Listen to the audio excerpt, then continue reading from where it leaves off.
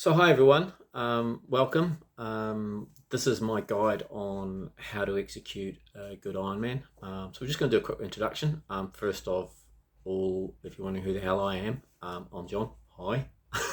Sorry, that's lame. A little bit about me before we go into this. I've been a triathlete for over 30 years. In fact, I'm toying with the idea of doing Ironman New Zealand next year, which is 2022, and that'll be 30 years since I did my first ever Ironman New Zealand. So I've been doing it for quite a long time. I'm also a triathlon coach, a massage therapist, and a parent with two teenage kids. So reasonably busy person. And the reason I wanted to do this guide was it's a little bit of just some of the knowledge that you gain over being around the block for so long is that there's a lot of stuff that I do automatically without even thinking. And it's a way for me to get back to the sport. And little tips, little pieces of advice.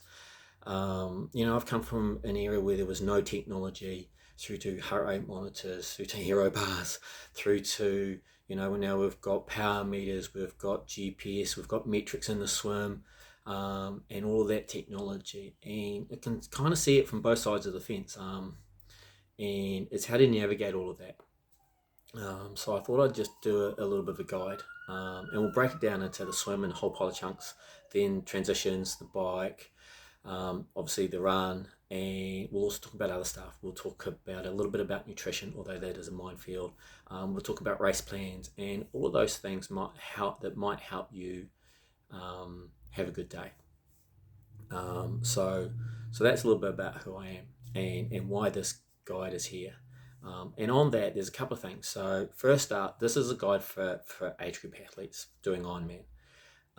If you don't know what an Ironman is, it's a 3.8 kilometer swim, 180 kilometer bike, and a 42.2 kilometer marathon. Yes, all in one day. If you've never done one before, don't know what it is, and you've stumbled across this, most of you will know. And it's a guide for age group athletes, not pros. You know what I mean? The pros, they're a different kettle of fish. And who's this for? It depends. Might be if you're a first timer.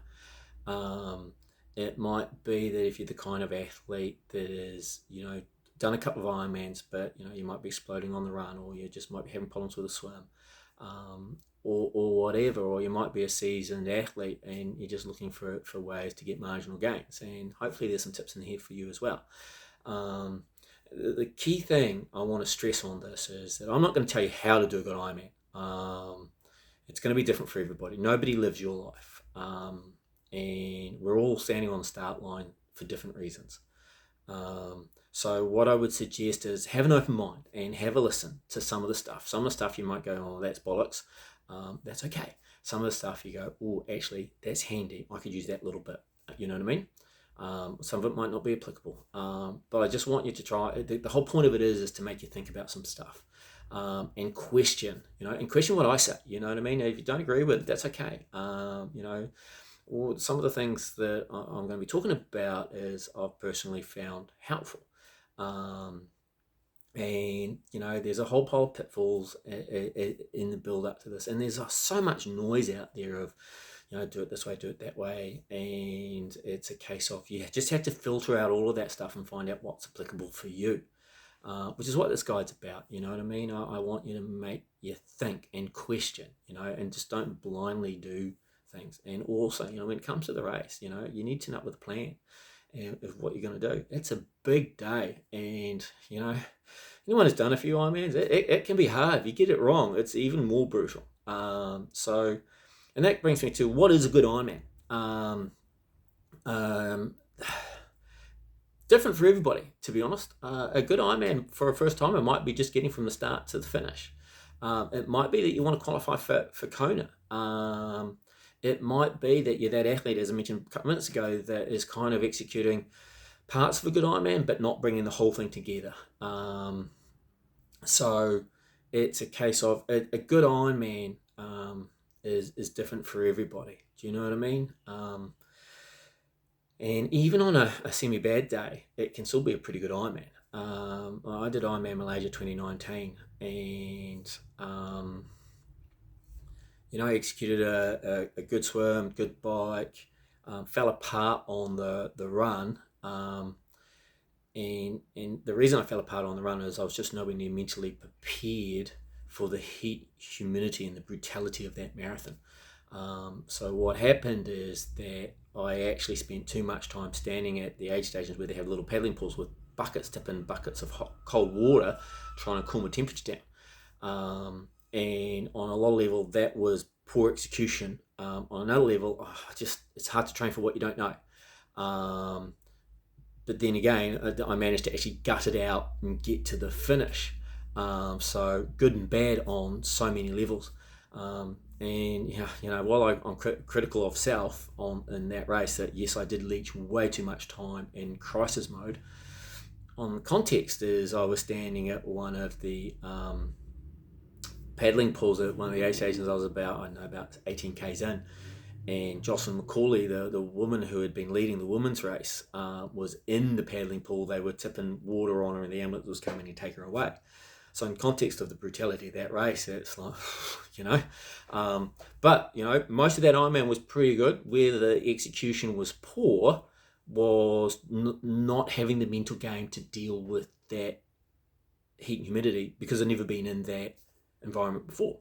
So forearmed and forewarned, if I do that race again, and I'd love to, there'll be a bit of a different strategy for that race, and hopefully I'll be able to execute a better race. So while on some level the objective to qualify for Kona, I needed to finish top 4, I finished 6th. That was a bit of a fail.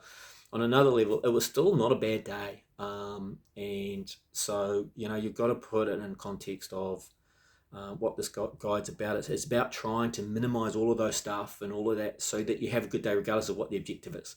And it might not be that you reach your main objective, but you still might have a good day.